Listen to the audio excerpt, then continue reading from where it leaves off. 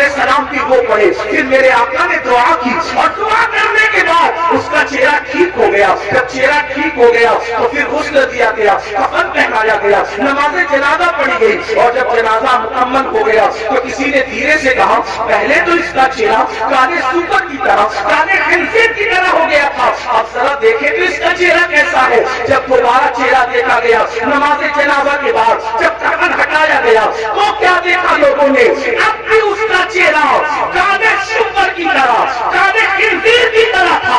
سب رو پڑے. صحابہ نے عرض کیا ہمارے ماں باپ پر قربان یا رسول اللہ صلی اللہ علیہ وسلم, اس کا چہرہ بار بار کالے سوپر کی طرح, کالے خنزیر کی طرح کیسے ہو جاتا ہے. تو میرے آقا نے اس کے بیٹے کو بلا کر کے پوچھا یہ بتا تیرے باپ کا چہرہ کالے سوپر کی طرح کیوں ہو جاتا ہے بار بار. اس نے عرض کیا یا رسول اللہ صلی اللہ علیہ وسلم, میرا باپ کوئی گناہ نہیں کرتا تھا, بس اس کی کمی یہ تھی کہ جب نماز کا وقت آتا تو وہ سو جایا کرتا تھا, وہ نماز نہیں پڑھتا تھا.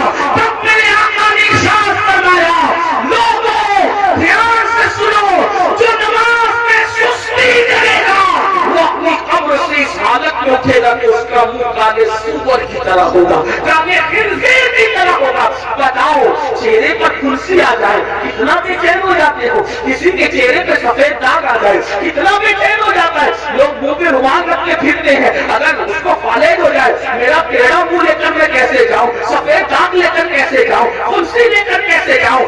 اپنے جیسے انسانوں کے سامنے جب یہ عیب لے کر نہیں جاتے, جس کو ڈاکٹر درست کر سکتا ہے وہ عیب لے کر نہیں جاتے. اللہ نہ کرے نماز چھوڑنے کی وجہ سے منہ کالے سور کی طرح ہوگا تو اللہ کی بارگاہ میں کیا منہ لے کر جاؤ گے, کس طرح منہ لے کر جاؤ گے. اور سن لو دنیا کے امتحان میں اگر ناکام ہو گئے تو پھر کامیابی کے چانسز ہے, مگر آخرت کے امتحان میں اگر ناکام ہوئے پھر کامیابی کا کوئی چانس نہیں ہے. پہلی اور آخری مرتبہ موقع ملے گا, کیا تیاری کی اس کے لیے؟ نہیں, ہمیں ٹائم نکالنا ہوگا. بڑی معذرت کے ساتھ ایک بات اور آپ سے کہوں, آج میری قوم کے دماغ میں ایک خط ہے, نہیں ہم تو غوث پاک کے ماننے والے, ہم تو غریب نواز کے ماننے, ہم تو اعلیٰ حضرت کے ماننے, ہم تو شاہ برکت اللہ کے ماننے. تو ہمیں کیا ہوگا, ہم نے تو زنا کر کے بھی جنت ہی نہیں, ہم نے تو نماز چھوڑ کے بھی جنت ہی نہیں, ہم نے تو پوری زندگی قرآن کو ہاتھ بھی لگایا. تو کیونکہ ہم ماننے والے کتنے بڑوں کے, جتنے بڑوں کے ماننے والے ان کی بڑائی میں مجھے کوئی شک نہیں. لیکن ایک بات ضرور کہتا ہوں, جب نوح علیہ السلام کا بیٹا جہنم میں جا سکتا ہے, سلبی بیٹا, اور قرآن سے اس کا نسب بھی کاٹ کر کے اعلان کرتا ہے لیس من اہلک, جب یہ آپ کی اولاد سے نہ رہا, تو جب سگے بیٹے کا نسب کٹ سکتا ہے تو پھر نام نباؤں کا رشتہ نسبتیں کیوں نہیں کٹ سکتی. وہ شخص کو آسمان تک کیسے ہو سکتا ہے جو نمازی, کیونکہ دوستان کہہ چکے کہ بے نمازی مرے تو اسے مسلمان کی قبرستان میں دفن نہ کر. میں لوگوں کو کہتا ہوں, کچھ لوگوں کو برا بھی لگتا ہے, لیکن مجھے لوگوں کا خیال کم ہے.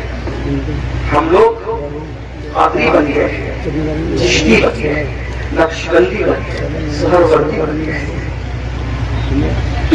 مداری بنے, وارسی بنے, برکاتی بنے, رضوی بنے, اشعری بنے, سب بنے. اب سے پوچھتا ہوں, سچ بتانا اپنے ایمان والے دلوں پہ ہاتھ رکھتے ہیں, کیا سچے مسلمان بھی بنے ہم؟ اپنے آپ سے پوچھو, آج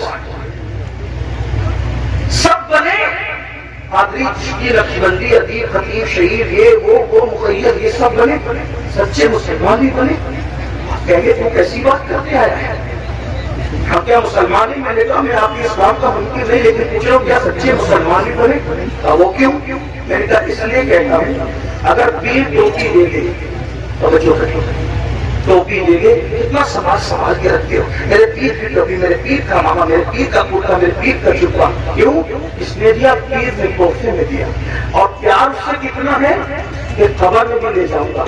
میں نے کہا تجھے سلام ہو, اچھا پیار, پیر سے بہت پیار کر, اللہ اس سے زیادہ تجھے برکت دے, لیکن اتنا ضرور تجھ سے پوچھوں گا, سلسلے کی محبت میں تجھے پیر سے اتنا پیار ہے پیر کے دیے ہوئے تحفے کو تو نے سینے سے لگا لگا کے رکھا، کیا تو نے اللہ کے دیے ہوئے تحفے کے ساتھ بھی یہی سلوک کیا؟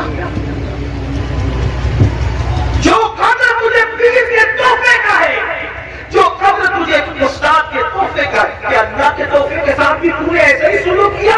وہی قدر کی، وہی عزت کی، وہی سینے سے لگا کے رکھا؟ اللہ کا تحفہ کیا ہے؟ اس کو نماز کہتے ہیں، دیا اللہ نے اور کن ہاتھوں سے بھیجا؟ کن ہاتھوں سے بھیجا؟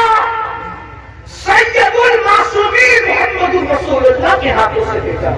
جس قوم کو پیر کے تحفے کی قدر ہو اور اللہ کے تحفے کی کوئی قدر نہ ہو، تو پھر وہ قوم سچی مومن کیسے ہو سکتی ہے؟ کامل مومن کیسے ہو سکتی ہے؟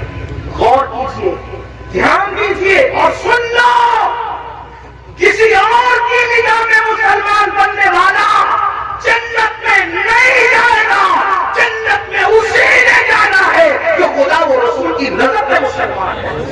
اپنے آپ کے بارے میں جو بھی تلاش لو، ان اللہ جو مومن ہے، ان رسول جو مومن ہے، جنت اسی کے لیے ہے۔ اس خوش فہمی میں مت رہنا کسی سنی کہلا کر کے جنت مل جائے گی۔ سنی کہلانا اور ہے، سنی بن جانا اور ہے۔ صرف سنی کہلانے والوں کو جنت نہیں ملے گی، سنی بن جانے والوں کو جنت ملے گی۔ اور یاد رکھنا، اللہ اکبر، ہمارے بزرگوں نے تو نوافل بھی ترک نہیں کیا، سنت غیر معتدہ بھی ترک نہیں کیا، اور ہم فرائض چھوڑ بیٹھے ہیں۔ اللہ اکبر، آپ کو بتاؤ، اور آقا علیہ السلام نے اپنے خاندان کے لوگوں کو دیکھو، خاندان رسول، خاندان رسول ہے، کوئی خاندان بحثیت خاندان رسول اللہ کے خاندان کے برابر نہیں ہو سکتا۔ حضور سیدی اشرفی میاں رحمۃ اللہ تعالیٰ علیہ اکثر ایک شعر کہا کرتے تھے، کہتے تھے کوئی ہو متقی و عالم و زاہد زمانے میں مگر آل محمد کے برابر ہو نہیں سکتا۔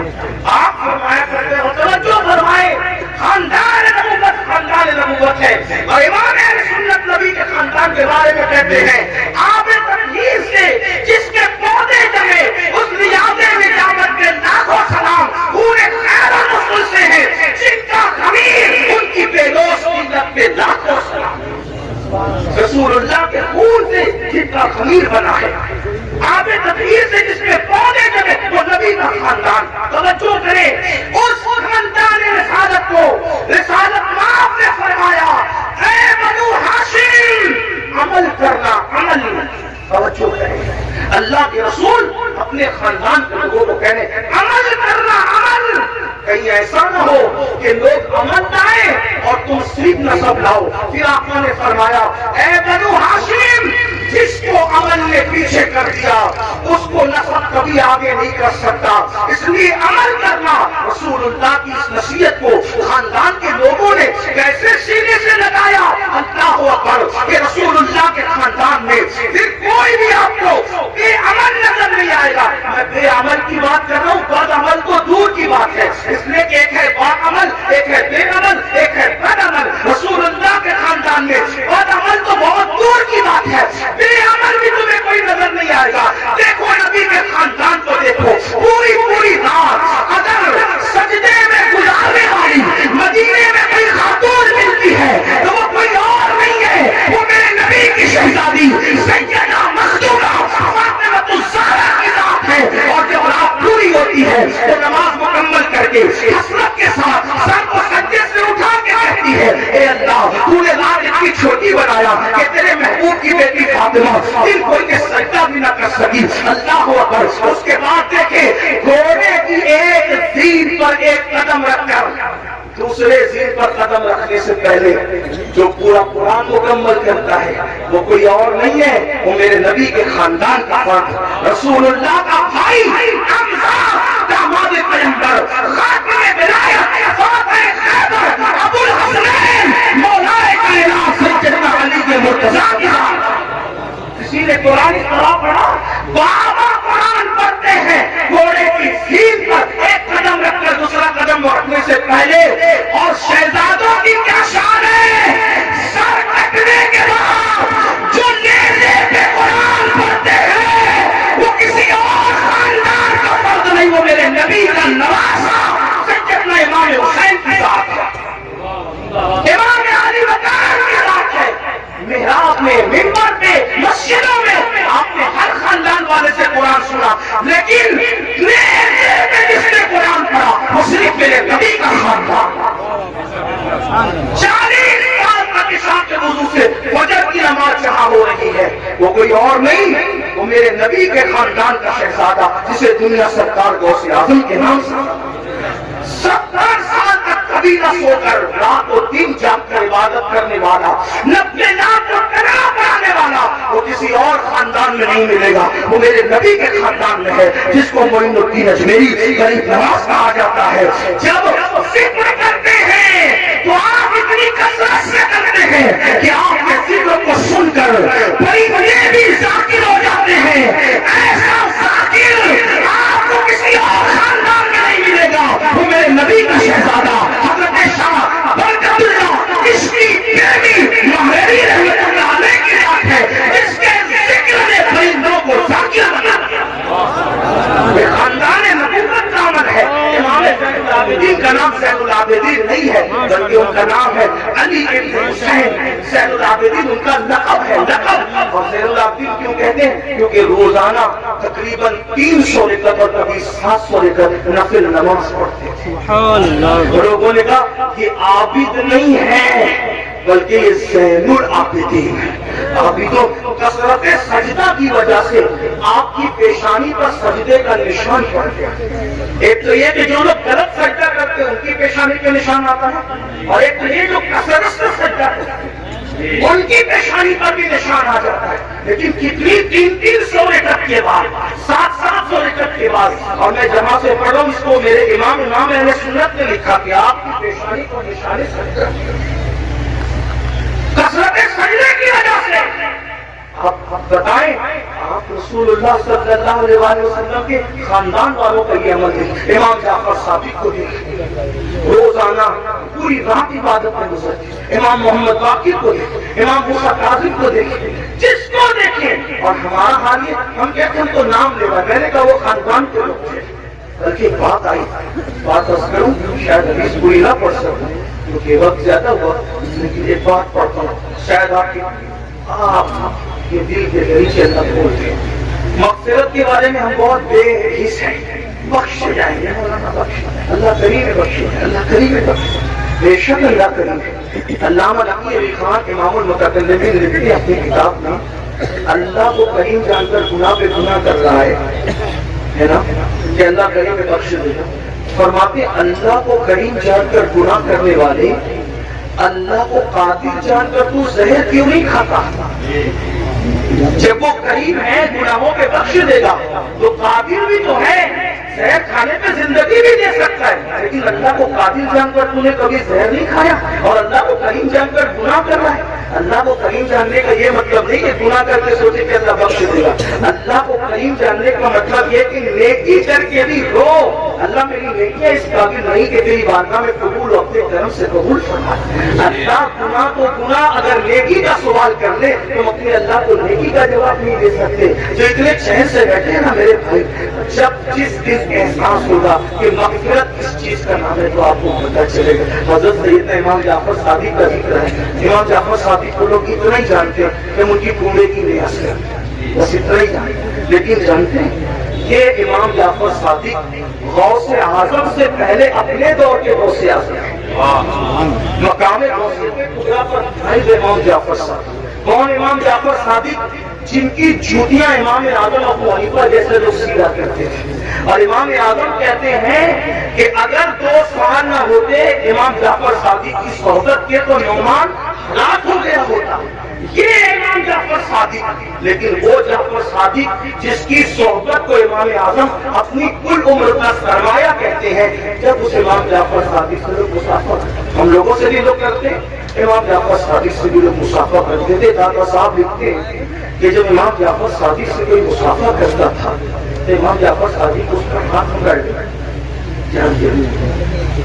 توجہ کرو، غور سے سننا اور پھر سوچنا اس پر کہ ہم کہاں ہیں۔ امام جعفر صادق جس کے نسب میں کسی کو کوئی اختلاف جی اتنا مضبوط سلسلۃ الصحاب ہے کہ جعفر صادق بیٹے ہیں امام محمد باقر کے، وہ بیٹے امام زین العابدین کے، وہ بیٹے امام حسین کے، اور وہ بیٹے ہیں حضرت مولا علی کے، اور وہ شوہر سیدہ فاطمہ کے، وہ شہزادی رسول اللہ.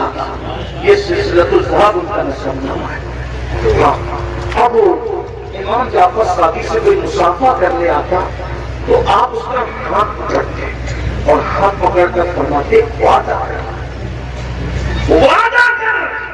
کہ اگر قیامت میں تیری بخشش ہو گئی تو تو اللہ کی بارگاہ میں میری سفارش کرنا کہ اللہ جعفر صادق کو بخش دے.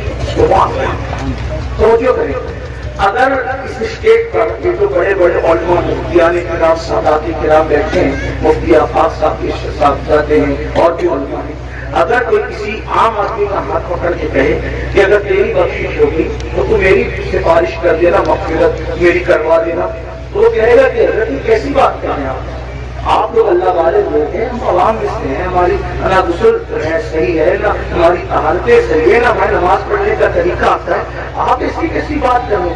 اب جب یہ ممبر پہ بیٹھے ہوئے اللہ والے کسی سے یہ بات کریں تو تعجب ہوگا، چیز جائے کہ امام جعفر صادق ایسا سید جس کی غلامی امام اعظم جیسے لوگ کریں، وہ جو ہے علم کے معاملے میں ان جیسا ان کے دور میں کوئی نہیں تھا، تقوی کے معاملے میں ان جیسا کوئی متقی نہیں تھا، عبادت کے معاملے میں ان جیسا کوئی عابد ان کے دور میں نہیں تھا، اور وہ لوگوں کا ہاتھ پکڑ کے کہتے وعدہ کرو کہ اگر تمہاری بخشش ہو گئی تو تم میری سفارش کرنا، میری مغفرت کروانا، میری سفارش کرنا، شفاعت کرنا. اور لوگ پلٹ کے کہتے امام آپ تو سید ہیں، سید آپ تو سید ہیں، رسول ہیں، ہم آپ کی کیا سفارش کریں گے، آپ کے نانا شفیع المسلمین ہے. امام جعفر صادق روتے ہوئے جواب دیتے رونا تو نہیں ہے کہ ہم سید ہیں، توجہ کہتے ہیں رونا تو یہی ہے کہ ہم سید ہیں، کیونکہ ہم اس بات سے ڈرتے ہیں کہ ہمارے نانا کو ہم منہ کیا دکھائیں، نانا کو منہ دکھانے کی ہمت نہیں قیامت کے دن.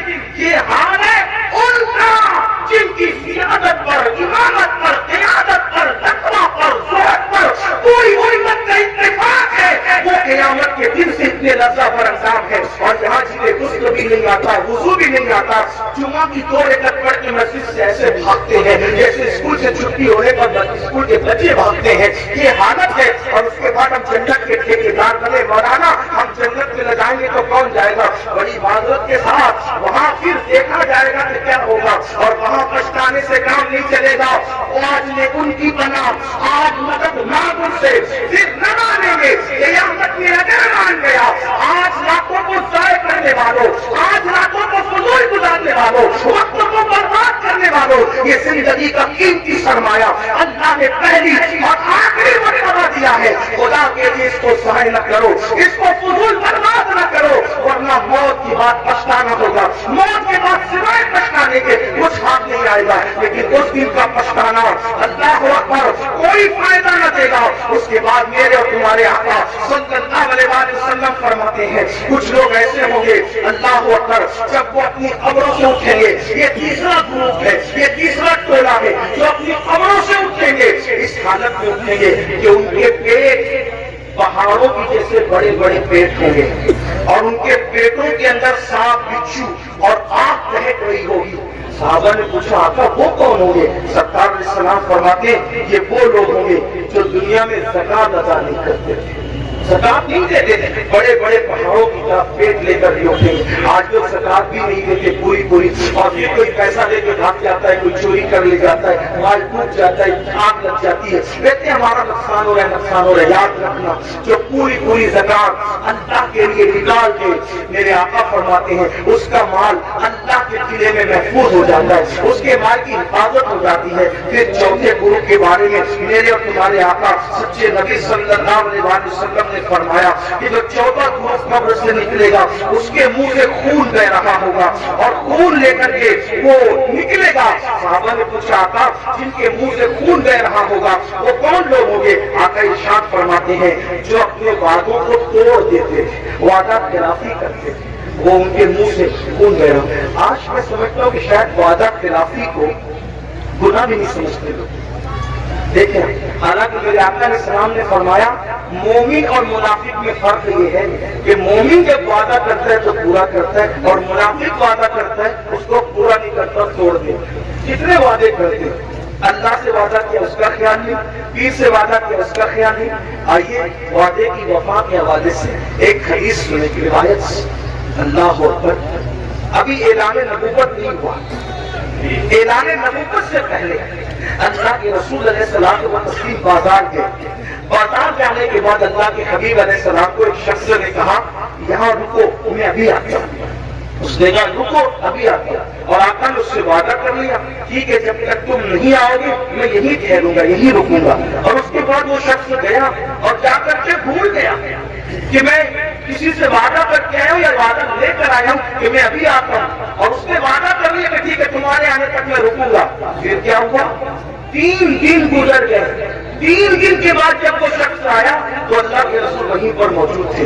اس نے پوچھا آپ یہاں؟ اور میں تم سے میں نے وعدہ کیا تھا کہ جب تک تم نہیں آؤ گے میں یہیں رکا رہوں گا, اسی لیے میں یہاں رکا رہا. اور پھر میرے آقا نے نہ اس سے لڑائی کی نہ جھگڑا کیا نہ اس کو ڈانٹا بلکہ کسی نے جملہ کہا اے شخص تو نے مجھے مشقت میں مبتلا کر دیا, تو نے مجھے تکلیف میں مبتلا کر دیا. یہ اعلان نبوت سے پہلے کا وعدے کا وفا کرنا تھا. جب میرے آقا نے نبوت کا اعلان کیا تو یہی واقعہ اس شخص کے ایمان لانے کا سبب بن گیا کہ جو شخص انسان سے کیا ہوا وعدہ اس کے ساتھ بے وفائی نہیں کرتا وہ جھوٹا نہیں ہو سکتا, وہ سچا ہے. تو جو وعدے کے خلاف کرے. آج تو یہ بھی ہوتا ہے کہ کسی لڑکی سے پیار کی بات کی, محبت کی بات کی, افیئر کی بات کی, رشتے کی بات کی اور پھر کل تیرے ساتھ شادی کریں گے اور پھر شادی کے نام پہ اس کا شراب لوٹ لیا, اس کے ساتھ زنا کر لیا, اس کے ساتھ ساری رنگریلیاں منا لی, سارا کھیل کود کر لیا اور اس کے بعد اب تیرے ساتھ شادی نہیں کریں گے کیونکہ تو اس قابل نہیں ہے, تیرے اندر یہ عیب ہے, یہ عیب ہے, یہ عیب ہے. یاد رکھنا کسی پہ ظلم کرنے والوں اچھی طرح یاد رکھنا پہلی بات تو افیئر کرنا جائز نہ تھا, پہلی بات تو ناجائز تعلقات کرنا جائز نہ تھے, پہلی بات تو کسی لڑکی سے دوستی کرنا جائز نہ تھی. اور اگر کی تھی اور وعدہ کیا تھا اللہ اکبر تو زنا اور اس کے ساتھ تنہائیاں جائز نہ تھی. اللہ اکبر. اب اس کا شباب لوٹ کر اس میں عیب نکال کر اس کو چھوڑ کر ایسے بھاگتے ہو جیسے پھولوں کا رس چوس کر کے عورت بھاگ جاتا ہے دوبارہ ادھر کا رخ نہیں کرتا, تتلیاں پھولوں کا رس چوس کر دوبارہ ادھر کا رخ نہیں کرتی. کسی کے شراب سے کھلواڑ کر کے, کسی کے حسن سے کھلواڑ کر کے, کسی کی آبرو سے کھلواڑ کر کے پھر اس کو چھوڑ کر نئے شکار کی تلاش میں جانے والوں جان بوجھ کر کے کسی کی آبرو کے ساتھ سودا کرنے والوں سنو اللہ کے حبیب علیہ السلام ارشاد فرماتے ہیں وقی ابو لیث سمرقندی اپنی کتاب میں لکھتے ہیں کہ اگر کسی نے کسی چڑیا سے بھی کھیل کر اس کی زندگی کو ختم کیا ہوگا, کسی نے کسی چڑیا کی زندگی سے کھیلا ہوگا, نہ کھانے کی حاجت تھی نہ شرعی کوئی معاملہ تھا, صرف اپنے نفس کے لیے چڑیا سے کھیلا اور اس کو مار ڈالا, کھیلتے کھیلتے اس کی زندگی کو ختم کر دیا. آقا فرماتے ہیں وہ مری ہوئی چڑیا جس کی زندگی سے تم نے کھلواڑ کیا تھا جب قیامت کا دن ہوگا تو اللہ کی عدالت میں فریاد کرے گی مولا آج عدل کا دن ہے, آج انصاف کا دن ہے, مولا مجھے عدل چاہیے, اس شخص نے میری زندگی سے کھلواڑ کیا تھا.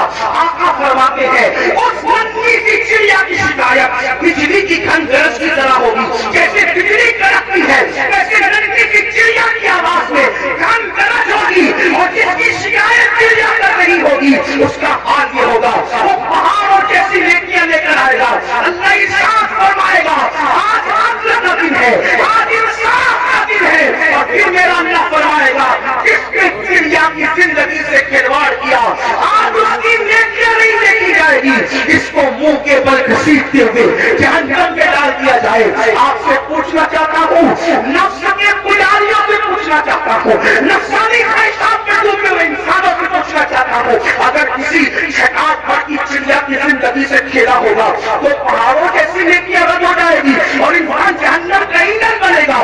جس نے لڑکیوں کی زندگی سے کھیلا ہوگا, آبرو سے کھیلا ہوگا, اس کا انجام کیا ہوگا؟ اللہ کے بندو یہ دنیا ہی سب کچھ نہیں ہے, یہ دنیا کی رنگریلی سب کچھ نہیں ہے, یہ دنیا کے مزے مستی سب کچھ نہیں ہے, یہ دنیا کا ایشوارہ سب کچھ نہیں ہے. اس دن کے بارے میں ڈرو جس دن کے بارے میں قرآن کہتا ہے یوم یقوم الروح والملائکہ صفا لا یتکلمون الا من اذن. اس دن جبریل امین اور سارے فرشتے اللہ کی حیبت سے کانپتے ہوں گے. کسی میں کلام کرنے کی جرأت نہیں ہوگی. اس دن اپنا کیا ہوگا؟ جس دن انبیاء کی زبان پہ نفسی نفسی ہوگا اس دن اپنا کیا حال ہوگا. اس لیے لوگ لڑکیوں کی زندگی سے تو کھیلتے ہیں. خود کی بیوی کا اگر سالن میں نمک زیادہ ہوتا ہے تو طلاق دے. ہمارے کے یاد رکھنا, اچھی طرح یاد رکھنا, یہ دنیا ہے یہاں عیش کرنے آرام کرنے ظلم کرنے نہیں دے گا. قرآن کہتا ہے الذی خلق الموت والحیات لیبلوکم ایکم احسن عملا, کہ اللہ نے زندگی اور موت کو اس لیے پیدا کیا کہ اللہ تمہیں آزمائے اور تھوڑی سی زندگی کو پا کر اچھا عمل ہو. اس کے بعد اب یہ آخری بات اس کے بعد پوری کر لیں گے. اس لیے وہ 12 لوگوں کا ذکر کرنے جائیں گے تو شاید رات کے 3 بجے گے. اور میری عادت ہے اس سے پہلے کہ لوگ ذکر الہی سے اکتا جائیں ہمیں اپنی بات مکمل کرنی چاہیے. اور لوگ کہیں چپ ہو جاؤ, اس سے پہلے ہمیں خود ہی چپ ہو جانا چاہیے.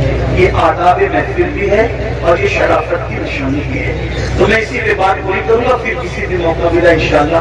یا تو آج کل تو بیانات یوٹیوب پر آتے ہی رہتے ہیں, کسی بھی جگہ مکمل ہو جائے گی تو آپ تک پہنچی جائے گی انشاءاللہ. یہ 5ویں بات ہے لیکن اس کو دھیان سے سنیں. اور یہ آخری بات ہے آج کی. اللہ کے رسول علیہ السلام فرماتے ہیں 5واں ٹولہ جب قبر سے نکلے تو ان کے جسم سے مردار کی بدبو آئے. مردار کی اور وہ مردار کی بدبو لے کر کے اپنے قبر سے اٹھے.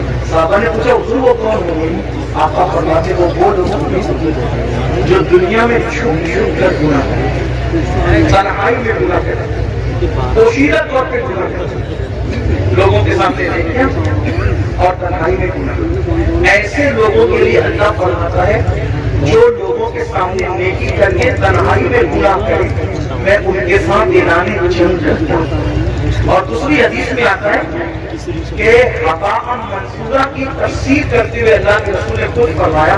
آقا فرماتے صحابہ نے پوچھا حضور یہ حقاء منصورہ کا مطلب کیا ہے کہ اللہ ان کی نیکیوں کو ذرے کی طرح بکھیر دے گا. تو آقا فرماتے جو تنہائیوں میں گناہ کرتے تھے اللہ ان کی نیکیوں کو ایسے بکھیر دے گا جیسے روزوں کے ذرات تو صرف اس میں نظر آتی اتنے باریک کر دے گا اللہ, یعنی اتنی بے وقت ہو جائے گی ان کی نیکیاں کہ اللہ تعالیٰ ان کے ذرے کر دے گا ان کی نیکی کے کام کی نہیں ہوگی. اور اللہ پاک ان کی نیکیوں کو رد فرمائے گا. والعاقبۃ للمتقین, آخرت کے متقیوں کے لیے ہے. اس سلسلے میں حضرت زید پاک فرماتے ہیں میں قبرستان میں جب قبرستان پہنچا تو ایک درخت کو دیکھ لگا کر میں بیٹھ گیا, اس لیے بھی میں چاہتا تھا کہ قبروں کو دیکھ کر کے عبرت حاصل کروں. ایسے میں دیکھ لگا کے بیٹھ گیا تو میں نے کیا دیکھا, میری آنکھ لگی تو دل کی آنکھ بیداری میں نے خواب دیکھا کہ لوگ اپنی اپنی قبروں سے اٹھ رہے ہیں. کسی کے اجلے لباس, کسی کے میلے لباس,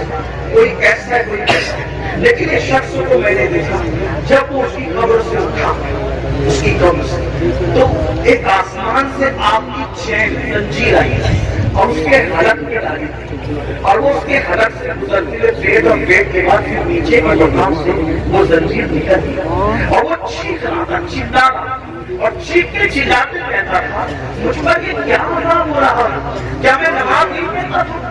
کیا میں روزہ نہیں رکھتا تھا؟ کیا میں رمضان شریف کے روزے نہیں رکھتا تھا؟ کیا میں نے حج نہیں کیا تھا؟ کیا میں نے عمرے نہیں کیے تھے؟ کیا میں نے صدقہ نہیں دیا تھا؟ کیا میں نے زکات نہیں دی تھی؟ کیا میں فلاں نیک کام نہیں کرتا تھا؟ غرض میں وہ اپنی ساری نیکیوں کو گنائے گا. اس کا مطلب وہ گنہگار نہیں تھا, وہ نیکوکار تھا, اس لیے وہ وہاں بھی نیکیوں کو گنائے گا. حضرت زید کہتے ہیں جب وہ اپنی نیکیوں کو گنا رہا تھا تو غیب سے آواز آئی بندے تو ساری نیکیاں کرتا تھا لیکن جب وہ اکیلے میں اور تنہائی میں ہوتا تھا تب تو گناہ کرتا تھا, اللہ سے نہیں ڈرتا تھا. تو جس نے تنہائی کے اندر گناہ کیا اللہ نے اس کی نیکیوں کو ضائع کر دیا. آپ سے پوچھتا ہوں اللہ کے بندوں نرم نرم قدموں پہ لے کر رات کی تنہائیوں میں چار دیواری میں کیا دیکھتے ہو؟ کون کیا دیکھتا ہے مجھے نہیں پتا، لیکن اپنے آپ میں خود کر کے سوچو، وہ گندی فلمیں، وہ گندے مناظر، وہ گندی تصویریں رند کی رند رہے، ہاتھ سے جنت نہ گئی، جو تنہائیوں میں گناہ کرتے ہیں اور لوگوں کے سامنے نیکیاں کرتے ہیں، قبروں سے اٹھیں گے تو ان کے بدن سے مردار کی بدبو ہوگی، اللہ ان کے ساتھ اعلان جنگ کرتا ہے، ان کی نیکیوں کو ریت کے ذروں کی طرح بکھیر دیا جائے گا۔ اپنے آپ پہ رحم کرو میرے بھائیوں، قیامت کے دن کون ہے اپنا سوائے مصطفیٰ جان رحمت کے؟ سب کے صفے محشر میں للکار دیا ہم کو، اے بے قصوں کے آقا اب تیری دہائی ہے، ایک ہی سہارا ہے، اگر گناہ کر کر کے ان کا دل دکھا دیا، ان کو ناراض کر دیا تو بتاؤ اپنا کیا بنے گا؟ اللہ اکبر، میرے آقا مصطفیٰ جان رحمت صلی اللہ علیہ وسلم کے دیوانوں سیدنا فاروق اعظم کہتے ہیں، لوگ چھوٹے اور بڑے گناہ کی بات کرتے ہیں، فاروق اعظم فرماتے ہیں میں تو اتنا سمجھتا ہوں گناہ کوئی بھی کرو رسول اللہ کے دل کو تکلیف پہنچتی ہے، حضور کا دل دکھتا ہے، کوئی گناہ کرو دل حضور کا دکھتا ہے۔ اب آپ کو سے پوچھتا ہوں، چہروں سے داڑیاں مڈا کر پیٹرول میں پھینکتے ہو، فاروق اعظم کہہ رہے ہیں آقا کا دل دکھتا ہے، گندی فلمیں دیکھتے ہو، فاروق اعظم کہہ رہے ہیں آقا کا دل دکھتا ہے، کسی عورت پر بد نظری کرتے ہو، آقا کا دل دکھتا ہے، مسجدوں کو ویران کرتے ہو، آقا کا دل دکھتا ہے، نمازوں میں سستی کرتے ہو، آقا کا دل دکھتا ہے، کسی مومن کو گالی دیتے ہو، آقا کا دل دکھتا ہے۔ اتنا رسول اللہ کا دل قبر انور میں دکھاؤ گے اور اس کے بعد میدان محشر میں جب شفاعت کی بھیک لینے کے لیے ان کی بارگاہ میں پہنچو گے، اللہ نہ کرے اگر انہوں نے منہ پھیر لیا اور منہ پھیر کر کے یہ کہا او منافق جھوٹے، مجھ سے عشق کا دعویٰ کرتا تھا اور میرے دل کو چھلنی چھلنی کرتا تھا، میرے دل کو دکھاتا تھا، میرے دل کو تکلیف پہنچاتا تھا، بتاؤ بھائیو جب سب نے للکار دیا ہوگا تو اسی آمنہ بلال کا سہارا ہوگا، میرے آقا علیہ الصلوۃ والتسلیم کی شفاعت ہوگی، اگر وہ بھی منہ پھیر لے، حالانکہ ان کے کرم سے ایسی امید نہیں ہے لیکن ان کی مزاج کی نزاکت بے چین بھی کرتی ہے۔ حضرت جگر مراد آبادی نے کہا تھا کہ اس امت یاسی سے نہ منہ پھیر خدایا، نازک ہے بہت غیرت سلطان مدینہ، میرے آقا کی غیرت بہت نازک ہے، کتنی نازک ہے اتنا اندازہ کر لے، ایک بار ام المومنین نے اپنے گھر کے دیواروں پہ پردے لٹکا دیے تو آقا علیہ السلام نے چہرہ پھیر کر کے یہ فرمایا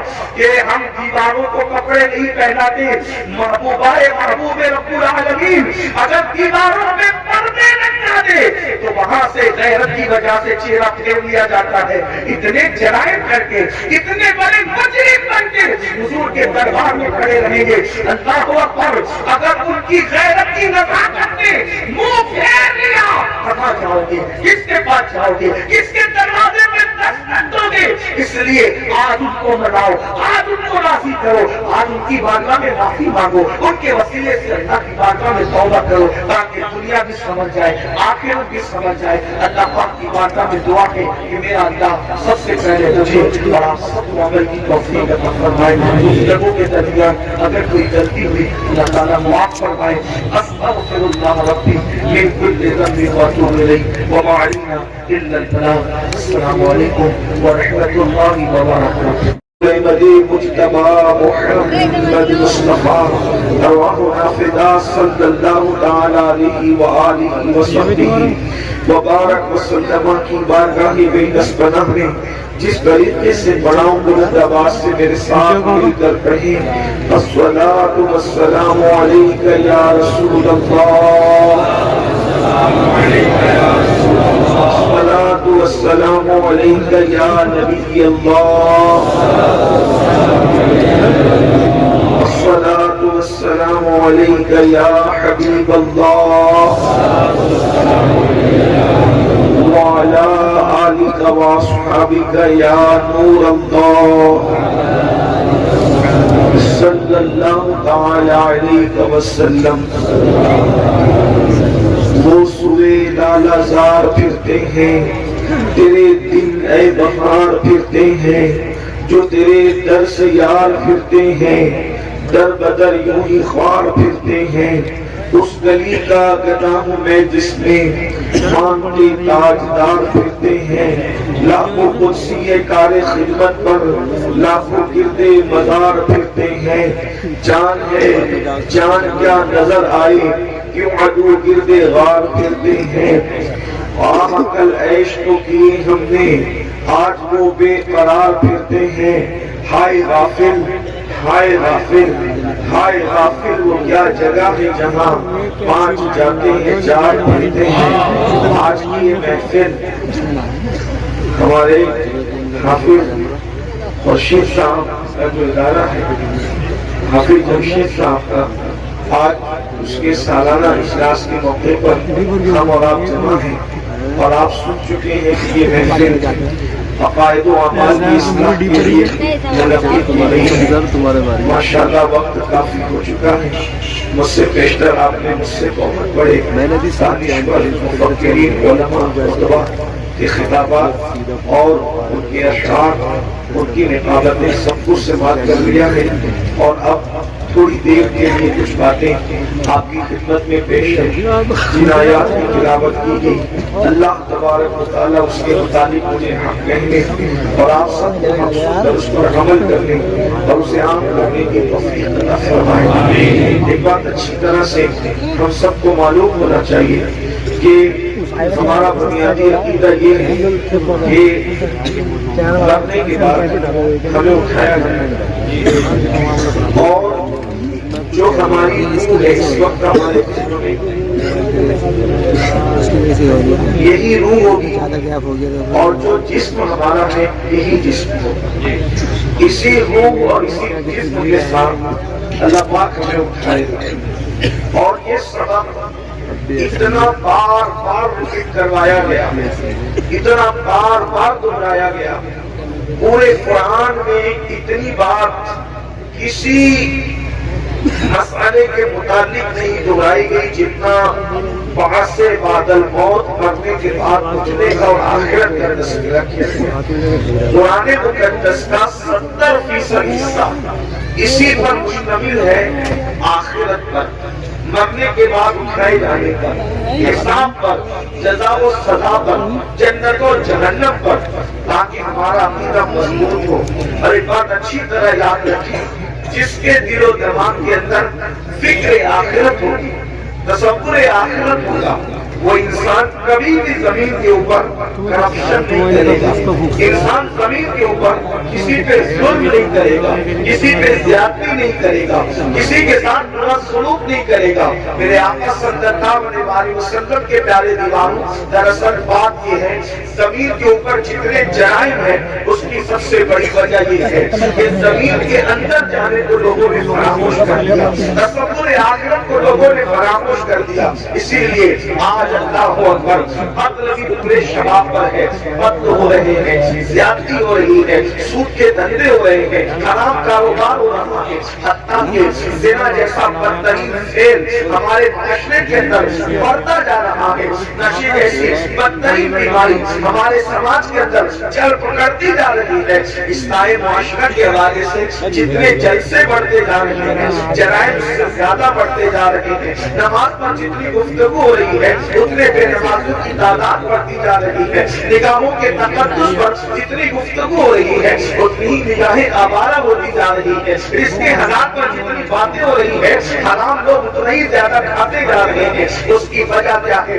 لوگوں کے درمیان آخرت کی فکر نہیں ہے، فکر آخرت کو لوگوں نے فراموش کر دیا ہے۔ لوگ کہتے ہیں مولانا جو ہوگا دیکھا جائے گا۔ میرے آقا صلی اللہ علیہ وسلم کے غلاموں، میں زیادہ کچھ باتیں کرنے کی بجائے صرف ایک روایت پڑھ کر اپنی گفتگو کو مکمل کروں گا اور آپ کی توجہ چاہوں گا۔ میرے آقا صلی اللہ علیہ وسلم کے دیوانوں، اور میں اپنی بہنوں کی بھی توجہ چاہتا ہوں، یہ سبق ہے، اس کو بار بار دہرایا گیا ہے اور دہرانے کا حکم ہے۔ آپ نے کبھی کسی میت کو مٹی دی ہوگی تو مٹی دیتے وقت جو مشہور دعا ہمارے یہاں وہ آیت کریمہ کو بطور دعا پڑھا جاتا ہے، میں نے ان آیات کی تلاوت کی ہے۔ جب ہم کسی کی قبر پر مٹی ڈالتے ہیں، اللہ اکبر، میرے آقا صلی اللہ علیہ وسلم کے دیوانوں، پہلی بات تو یہ ہے قبر پر مٹی ڈالنا کوئی رسم نہیں ہے، قبر پر مٹی ڈالنا کوئی فارمیلٹی نہیں ہے، بلکہ جب ہم کسی کی قبر پر مٹی ڈالیں، اے محلوں میں رہنے والوں، اے نرم گدوں پر آرام کرنے والوں، پوری راتوں کو عیاشیوں کی نظر کرنے والوں، اپنی دولت کے گھمنڈ اور جھوٹے چکنا چور ہو کر خدا کے غضب کو چیلنج کرنے والوں، مصطفیٰ جان رحمت کی آنکھوں کی ٹھنڈک کو اللہ اکبر غفلت کی وجہ سے ترک کرنے والوں، گناہ اور جرائم کر کے جنت کا خواب دیکھنے والوں، جب تم کسی کی قبر پر مٹی ڈالو تو اس وقت یہ تصور کرو آج میں کسی کے وجود پر مٹی ڈال رہا ہوں، کل اس کی جگہ میں ہوگا، کل نہیں تو پرسوں اور میرے وجود پر بھی منو مٹی ڈالی جا رہی ہوگی۔ ذرا تصور تو کریں، جس کے وجود پر آپ مٹی ڈالتے ہیں حالانکہ وہ مسنون ہے، اس مومن کا حق ہے، لیکن کبھی ہمارے وجود پر بھی تو مٹی ہوگی۔ وجود پر ننھا سا کوئی تھپا اگر لگ جائے، چاہے پھول کا ہو، چاہے عطر کا ہو، چاہے تیل کا ہو، چاہے سالن کا ہو، کتنا بے چین ہو جاتے ہو۔ پاک تھپا جو ناپاک نہیں ہے وہ دامن پر لگنے سے کتنا بے چین ہوتے ہو کہ یہ تھپا لے کر جلسے میں کیسے جاؤں گا، کوئی صابن سے دھو رہا ہے، کوئی لیمن کا استعمال کر رہا ہے، لیکن اللہ اکبر وجود پر حلال چیزوں کے تھپے سے بے چین ہونے والوں، کبھی گناہ کے تھپے جو اس دل پر لگے ہیں اس سے بھی بے چین ہوئے ہیں، اس سے بھی بے قرار ہوئے ہیں، اس سے بھی مضطرب ہوئے ہیں۔ ممکن ہے کہ جلسوں میں، محفلوں میں، ولیمے کی محفل میں، شادی کی محفل میں، نکاح کی محفل میں یہ تھپا لے کر کے جاؤ تو انسان تمہارا مذاق اڑا سکتا ہے، لیکن دلوں پر کروڑوں جرائم کے تھپے لگا رکھا ہے۔ فرشتے اور اللہ کے نیک بندے دلوں سے نفرت کر رہے ہیں، خدا کا نام نہیں فرمائے گا، خدا نگاہ رحمت نہیں فرمائے گا۔ اللہ اکبر، کیا بنے گا اس وقت ہمارا؟ اللہ اللہ، جب ہم پہلی مٹی مٹھی بھر کے مٹی ڈالتے ہیں تو کہتے ہیں منہا خلقناکم، اسی پر انسان کا غرور چکنا چور ہو جانا چاہیے۔ لوگ کہتے ہیں میں سردار ہوں، میں مخیر ہوں، میں ادیب ہوں، میں خطیب ہوں، میں ڈاکٹر ہوں، میں انجینئر ہوں، میں وکیل ہوں۔ آپ جانتے ہیں موبائل کی ریکارڈنگ کی گئی کہ سب سے زیادہ دنیا میں انسان کیا الفاظ بولتا ہے، پوری دنیا میں، صرف ہندوستان اور بیرون یعنی کہ پڑوسی ملکوں کی بات نہیں، بر صغیر کی بات نہیں، پوری دنیا کے لوگوں کی ریکارڈنگ کی گئی فون کی کہ سب سے زیادہ انسان کیا بولتا ہے۔ تو ریکارڈنگ کے اندر یہ بات آن ریکارڈ ہے کہ انسان سب سے زیادہ میں بولتا ہے، میں سے زیادہ وہ کوئی دوسرے الفاظ کا استعمال نہیں کرتا۔ اور یاد رکھنا جہاں انا ہے، اس لیے کہ میں کو عربی میں انا کہتے ہیں، جہاں انا ہے وہاں فنا ہے۔ جب تک انسان میں میں ہے، اگر وہ تہجد بھی پڑھے تو اللہ کی معرفت نصیب نہیں ہوتی۔ جب تک انسان میں ہے، اگر وہ قرآن بھی ایک دن میں پورا ختم کر لے اللہ کا عرفان نصیب نہیں ہوتا۔ اسی لیے صوفیہ پہلے میں نکالتے ہیں، جہاں میں ہے وہاں کچھ نہیں۔ حضرت علامہ شرف الدین یحییٰ منیری رحمۃ اللہ تعالیٰ علیہ اپنی کتاب مکتوبات صدید و صدیق ایک مکتوب میں لکھتے ہیں اگر انسان تیرے دل میں ذرہ برابر بھی میں انا تکبر ہے، ذرہ برابر، تو اللہ تیری عبادت قبول نہیں کرے گا۔ عبادت کی قبولیت کے لیے میں ختم ہونا ضروری ہے، اس لیے کہ سب کو شیطان نے تباہ کیا، اور شیطان کو جس نے تباہ کیا اس سے پتا چلا کہ شیطان سے بڑھ کر بھی کوئی اگر نقصان دہ چیز ہے تو اس کو میں کہتے ہیں، اس کو فنا کہتے ہیں، اس کو گھمنڈ اور تکبر کہتے ہیں۔ قرآن کہتا ہے واستكبر وكان من الكافرين، تکبر کیا اور کافروں میں سے ہو گیا۔ مسلمانوں، اس لیے صرف عبادت پر توجہ نہ ہو بلکہ جو عبادت غرور پیدا کر دے، گھمنڈ پیدا کر دے، اس سے اللہ کی پناہ، اللہ کی پناہ طلب کرو۔ یاد رکھنا اگر دامن میں توجہ کرنا، میں صوفیہ کی بات کر رہا ہوں، اللہ اکبر، اگر گناہ کر کے ندامت ہے اور عمل کر کے گھمنڈ ہے تو عمل کر کے گھمنڈ سے بہتر ہے گناہ کی ندامت ہے. یہ بات اچھی طرح یاد رکھنا. آج بہت سارے لوگ شاید وہ اہل سنت میں نہیں ہیں, اپنے عمل پر دوسروں میں ہم میں فرق نہیں ہے کہ وہ صرف عمل پر نماز کرتے ہیں اور ہم عمل کر کے عمل پر نہیں, جانے عمل محمد رسول اللہ کی نسبت میں نعرہ تکبیر, نعرہ رسالت, اولاد حسینہ. ہاں مطلب علامہ شرف الدین جیلانی منیر فرماتے ہیں کہ جب تک ذرہ برابر تکبر بھی دل میں موجود ہے عبادت قبول نہیں ہوگی. اور اب وہ تکبر کی ڈیفینیشن کہ تکبر ہے یا نہیں اس کی پہچان بیان کرتے ہیں. آپ بھی ڈوبے اپنے اندر, میں بھی ڈوبوں اپنے اندر, اس لیے کہ خطاب میری اکثر عادت ہے پہلی بات تو خطاب نہیں کرتا اور گفتگو کرتا ہوں. ہمارے بزرگوں نے ہمیں بتایا کہ لوگوں کو مخاطب کرنے سے پہلے اپنے آپ کو مخاطب کرو, اس لیے کہ آپ سے زیادہ ضرورت اس بات کی ہمیں ہے, مجھے ہے. اللہ اکبر. تو علامہ منیری فرماتے ہیں کہ کیا کہتے ہیں کہ تکبر ذرہ برابر ہے, تیری عبادت تجھے فائدہ نہ دے گی, تیری عبادت قبول نہ ہوگی. اب تکبر اور گھمنڈ کی ہے وہ نشانی بیان فرماتے ہیں کہ ایک انسان پوری دنیا کے انسانوں سے اپنے آپ کو حقیر سمجھ رہا ہے کہ میں سب سے حقیر ہوں, سب سے ذلیل ہوں. واقعی کہہ نہیں رہا ہے, سمجھ رہا ہے, اس لیے کہ کہنا اور ہے سمجھنا اور ہے. ہم بار بار کہتے ہیں میں سب سے زیادہ حقیر ہوں, لیکن کسی مقام پر اگر ہمیں بیٹھنے کو اچھی جگہ نہ ملے تو ناراض ہو کے محفل سے نکل جاتے ہیں. کیا ہمارے لیے جگہ بھی نہ تھی؟ اللہ اکبر. تو انسان کہتا بہت کچھ ہے لیکن سمجھتا کم ہے. اللہ اکبر. تو علامہ منیری رحمت اللہ تعالی علیہ فرماتے ہیں سارے انسانوں سے انسان اپنے آپ کو حقیر سمجھتا ہے, لیکن صرف ایک انسان سے اپنے آپ کو بہتر سمجھتا ہے. سب سے حقیر سمجھ کر ایک سے اپنے آپ کو بہتر سمجھا, مطلب ابھی اس کے اندر گھمنڈ اور تکبر باقی ہے, اور جس میں تکبر باقی ہے اللہ اس کے عمل کو اس کے منہ پہ مارے گا, اللہ اس کے عمل کو قبول نہیں فرمائے گا. اپنے من میں ڈوب کر باجا سراغ زندگی تو اگر میرا نہیں بنتا نہ بن, اپنا تو بن. تو پہلی مٹھی بھر کر جب ہم کسی قبر پر مٹی ڈالتے ہیں تو کہتے ہیں منہا خلقناکم, اس کا مطلب کیا ہے؟ گھمنڈ والو, تکبر والو, چاہے حسن کا ہو, چاہے علم کا ہو, چاہے دولت کا ہو, چاہے نسب کا ہو, چاہے تقویٰ پرہیزگاری کا ہو, قرآن کہہ رہا ہے اسی مٹی سے تمہیں پیدا کیا گیا ہے. منہا خلقناکم, اسی مٹی سے پیدا کیا گیا, تمہیں تخلیق کیا گیا مٹی سے. اس انسان کو مٹی سے بنایا گیا ہو, اس انسان کو گھمنڈ کیسے زیب دیتا ہے, اس انسان کو تکبر کیسے زیب دیتا ہے. پھر اس کے بعد ہم دوسری مٹی بھر کر کے ڈالتے کہتے ہیں وَفِيهَا نُعِيدُكُمْ, اسی میں ملا اٹھایا مٹی سے ملائیں گے اور پھر وَمِنْهَا نُخْرِجُكُمْ تَارَةً أُخْرَىٰ, تیسری مٹھی بھر کر جب مٹی ڈالتے ہیں تو کہتے ہیں آیت کریمہ کو بطور دعا پڑھتے ہیں اور پھر اسی مٹی سے تمہیں اٹھایا جائے گا. اب آج میری گفتگو کا جو عنوان ہے ہم کیسے اٹھیں گے, یہ اس پر آپ توجہ.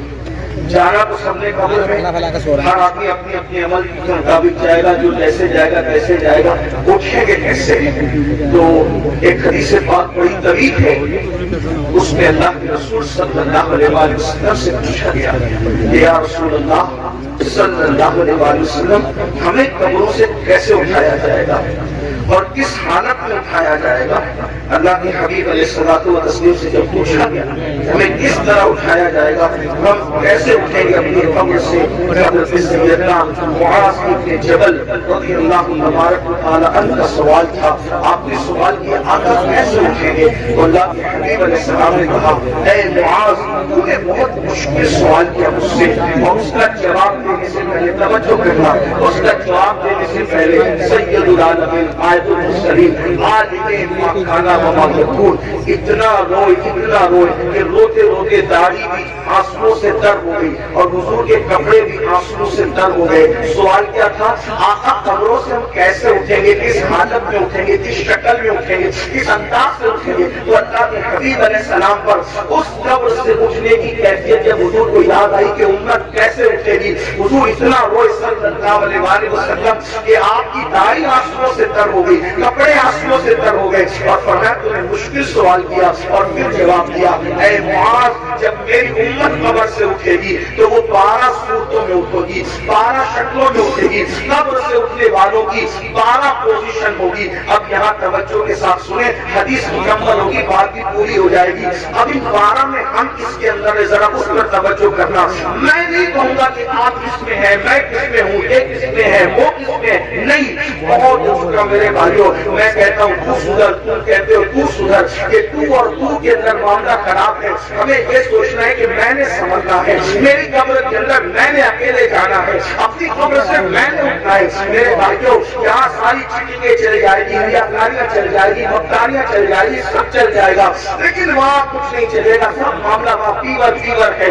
اللہ اکبر۔ اب میرے اور تمہارے نبی، غیب کا نبی صلی اللہ علیہ وسلم قیامت کا منظر پیش کر رہے ہیں۔ قبروں سے اٹھنا تو ہے نا بھائیوں، قبروں میں جانے پر بھی یقین ہے، قبر سے اٹھنے پر بھی یقین ہے۔ اب میرے اور تمہارے سچے نبی سید العالمین غیب کا نبی صلی اللہ علیہ وسلم فرماتے ہیں 12 قسم کے لوگ ہوں گے قبر سے اٹھنے والے، یعنی 12 پوزیشن میں لوگ اٹھیں گے، 12 انداز میں لوگ اٹھیں گے۔ اب میرے آقا علیہ السلام پہلے شخص کے بارے میں فرماتے ہیں، اللہ حضرت سیدنا معاذ بن جبل رضی اللہ تعالی نے عرض کیا، حضور بتائیں نا کہ کیسے کیسے لوگ اٹھیں گے؟ تو اللہ کے حبیب صلی اللہ علیہ وسلم ارشاد فرماتے ہیں ایک ٹولہ قبر سے اٹھے گا، یعنی پہلا گروپ قبر سے نکلے گا، قبروں سے جو پہلا ٹولہ اور گروپ نکلے گا، آقا ارشاد فرماتے ہیں نہ ان کے ہاتھ ہوں گے نہ ان کے پیر ہوں گے، یعنی قبر سے نکلتے وقت، یعنی قبر میں جب دفن ہوں گے تو ان کا پورا وجود صحیح سلامت ہوگا، لیکن جب وہ اپنی قبروں سے اٹھیں گے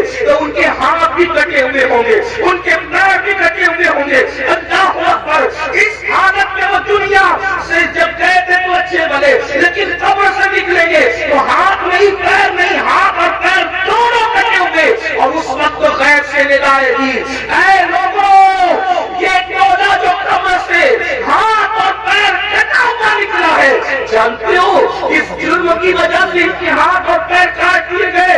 اللہ اکبر۔ تو لوگ پوچھیں گے کس وجہ سے؟ تو کہا جائے گا کہ دنیا میں اپنے پڑوسیوں کو تکلیف پہنچاتے تھے، یہ دنیا میں اپنے پڑوسیوں کے ساتھ اچھا سلوک نہیں کرتے تھے، اس لیے آج یہ اپنی قبروں سے اٹھے ہیں تو ان کے ہاتھ بھی کٹے ہیں، ان کے پیر بھی کٹے ہیں۔ آپ سے پوچھنا چاہتا ہوں آج تھوڑی سی طاقت مل جائے، تھوڑی سی قوت مل جائے، پڑوسیوں کے ساتھ ہمارا سلوک کیا ہے؟ اللہ اکبر۔ بڑی معذرت کے ساتھ مسلمانوں، ہر پڑوسی دوسرے پڑوسی کو، ہر طاقتور کمزور کو دبا رہا ہے، بلکہ الیاذ باللہ اب تو حالات یہاں تک ہو گئے صرف پڑوسیوں کو ستایا نہیں جا رہا ہے، پڑوسیوں کی بیٹیوں پر بھی غلط نظر ڈالی جائے، ان کی بہوؤں پر بھی اگر وہ کمزور ہے تو غلط نظر ڈالی جاتی ہے، غریب ہے تو ان کی آبرو کا سودا کرنے کی کوشش کی جاتی ہے۔ مسلمانوں سوچو تو صحیح انجام کیا ہے؟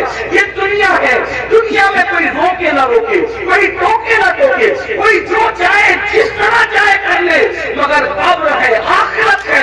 ذرا سوچو تو صحیح، دنیا میں جس کے ہاتھ نہیں اس کا انجام کیا، دنیا میں جس کے پیر نہیں اس کی حالت کیا، لیکن آخرت میں جو اللہ اکبر لنگڑا اور ڈولا کر دیا جائے اس بنیاد پر، پڑوسیوں کو ستانے کی بنیاد پر۔ آئیے میں طول نہ دیتے ہوئے صرف ایک تو روایت اس سلسلے میں آپ کی خدمت میں پیش کروں۔ جانتے ہیں اللہ کے رسول علیہ السلام فرماتے ہیں کہ جبریل نے میرے پاس آ کر پڑوسیوں کے بارے میں ایسی باتیں کرنا شروع کی کہ مجھے اندیشہ ہوا کہ کہیں پڑوسیوں کو وراثت میں حقدار نہ کر دیا جائے، پڑوسیوں کو جو ہے انسان کے مال میں شریک نہ کر دیا کیا جائے. آقا علیہ السلام ارشاد فرماتے ہیں کہ کوئی بندہ پیٹ بھر کر کے کھانا کھا کے سو جائے اور اس کا پڑوسی بھوکا ہو, آقا فرماتے ہیں وہ کامل مومن نہیں ہو سکتا. یہاں تک آقا فرماتے ہیں کہ پڑوسی کا حق یہ ہے جب تم اچھا کھانا بناؤ تو تھوڑا سا پانی اپنی ہانڈی میں بڑھا لو تاکہ وہ کھانا تم اپنے پڑوسی کو بھیج سکو.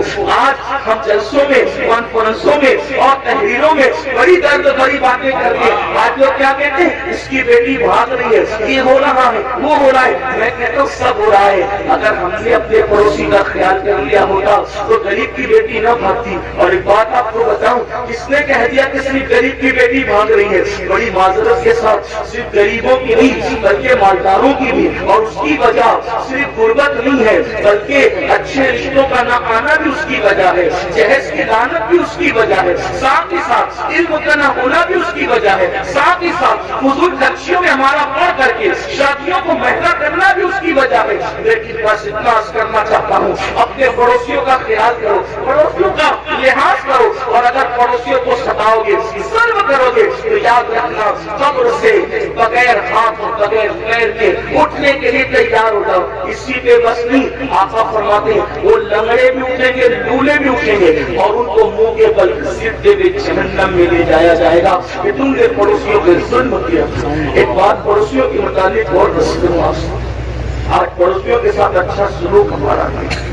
کل لوگ جب گھر خریدنے جاتے تھے تو دیکھتے تھے کہ مسلمان رہتا ہے کہ نہیں رہتا ہے پڑوس میں, اور لوگ مسلمان کے پڑوس میں رہنا پسند کرتے تھے.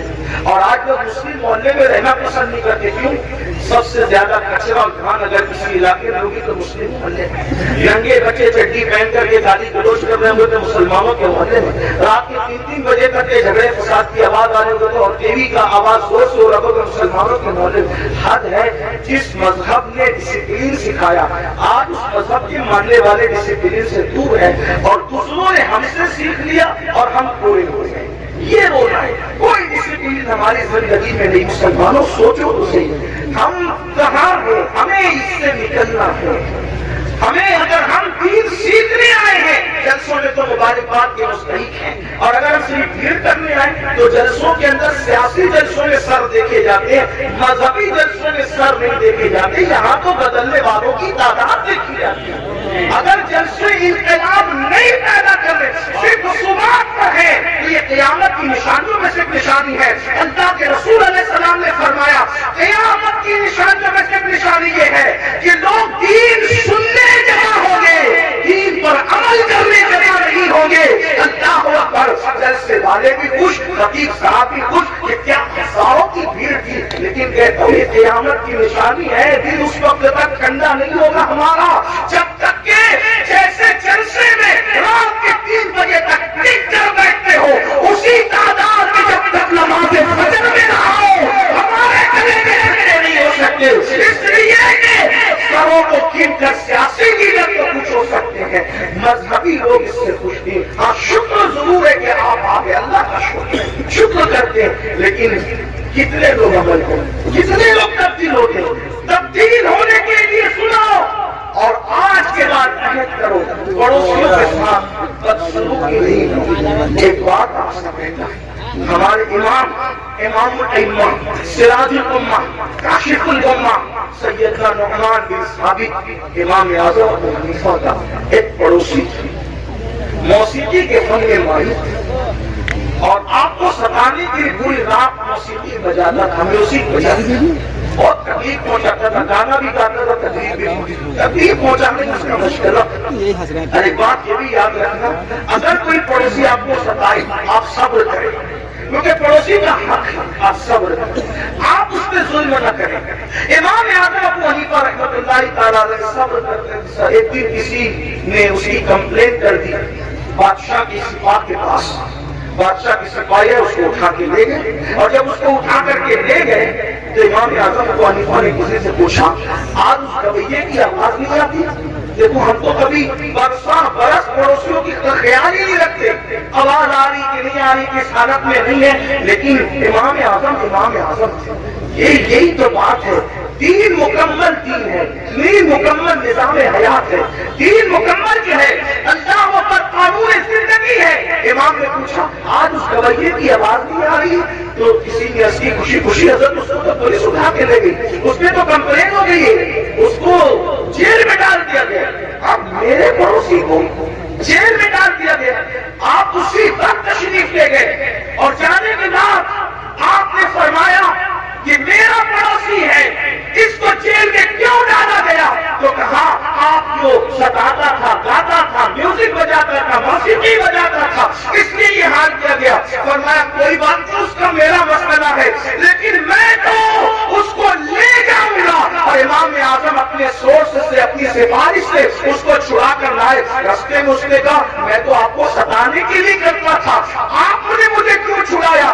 فرمایا جو تو کرتا تھا وہ تیرا اپنا عمل ہے، مجھے پڑوسی کے ساتھ حسن سلوک کا حکم دیا گیا ہے، میں نے اس پر عمل کیا۔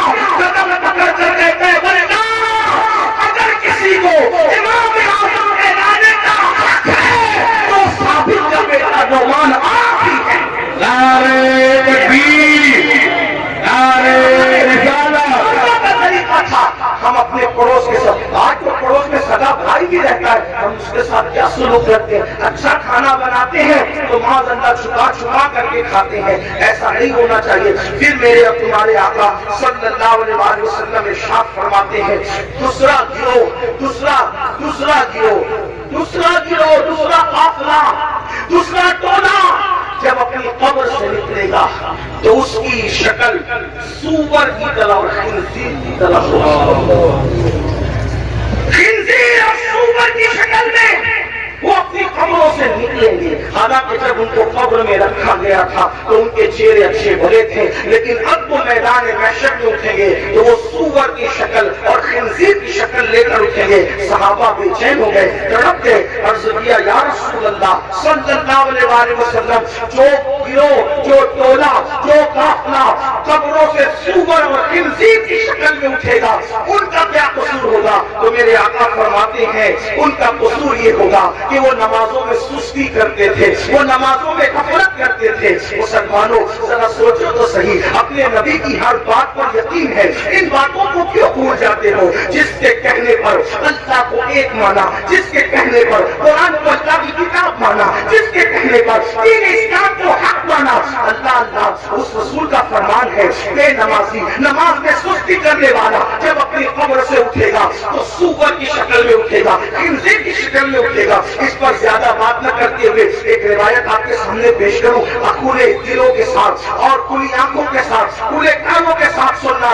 اپنے آپ پہ رحم کر لو، اپنے آپ پہ رحم کر لو۔ اللہ کے بندو، آخرت کی گھاٹی بڑی مشکل ترین گھاٹی ہے، ہم نے اس کو جتنا آسان سمجھا اتنا آسان نہیں ہے۔ میرے امام کہتے ہیں اللہ اکبر، آج وہ کچھ دھار یہ کچھ زار ہم، یا الہی کیوں کہ اترے پار ہم، اپنی ستاری کا یا رب واسطہ ہو نہ رسوا پر سرے بازار ہم۔ اللہ تو ہمیں فیس بک کے لیے تو وقت ہے، یوٹیوب پر بیٹھنے کے لیے تو وقت ہے، دوستوں کی محفلوں کے لیے تو وقت ہے، بیوی بچوں کے لیے تو وقت ہے، سب کے لیے وقت ہے، رب کے لیے وقت نہیں۔ سن لو اور اچھی طرح سے سن لو۔ اللہ حضرت علامہ عثمان ابن حسن رضی اللہ تبارک و تعالیٰ عنہ اپنی کتاب میں لکھتے ہیں، میری بہنوں کی بھی توجہ، اللہ کے حبیب علیہ السلام کا ظاہری دور ہے، آقا علیہ السلام اپنے صحابہ کے جھرمٹ میں جلوگر ہیں،